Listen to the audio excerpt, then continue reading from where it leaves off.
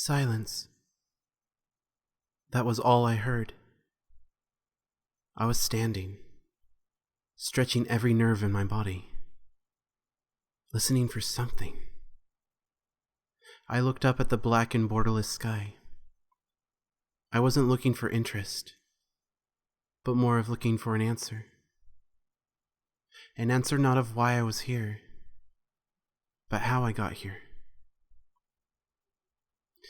The silence wasn't that of the comfort you would usually welcome with open arms, but that of the silence that comes with a presence. The very presence that makes you think there is some entity lurking behind your back. The very essence of evil.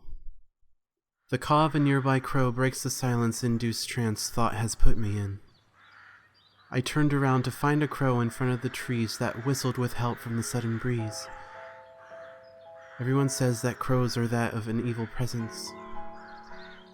I, however, don't believe in such superstitions. Those myths and stories are for those who are faint of heart, or the braver heart. Either which way, I don't believe in those myths. I planned to walk down the hill back to my house, but my eyes were fixed on this crow. It wasn't superstition per se, but something about this bird was interesting to say the least. And as I looked at this crow, it seemed to have its eyes staring back at me. I would have looked away if it weren't for the fact that I could not move. This was strange, as any person would think. But at the same time, in the dark night, it was a sign that there was a looming anger, fear, a danger. It was a feeling one could not explain with words. It was just a paranoia of an exponential amount. It was not the only being that was there, that had a pulse, that was living. Questions formed in my mind about what was happening. But before I could make sense of anything, I heard a rustling come from the trees that were no longer whistling from the wind.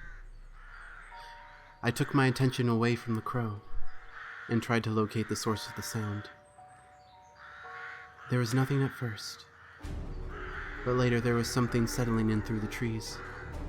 I saw the area ahead of me grow dark, until it became too uneasy to be natural. The darkness consumed the trees, and the crow flew away to another victim it would soon beckon to. The darkness soon became a fierce dark, black as pitch. As the dark came closer, a sound came forward as well. It was a quiet screech. The blackness came closer, and closer until it was surrounding me. But at the same time, the sound was at the same distance. It was a few moments until the sound eventually came closer. It came so close that it started to pierce my ears. A black hooded figure cut through the black seeping fog. He came closer and closer, until the figure was right in front of me. The figure had a cloak and two empty sockets where its eyes should be. This being truly did not have a soul, and as it came closer to my face, the screeching was deafening. The figure grabbed my face with its bony hands and brought my face closer to its face. The screeching got louder and louder until silence.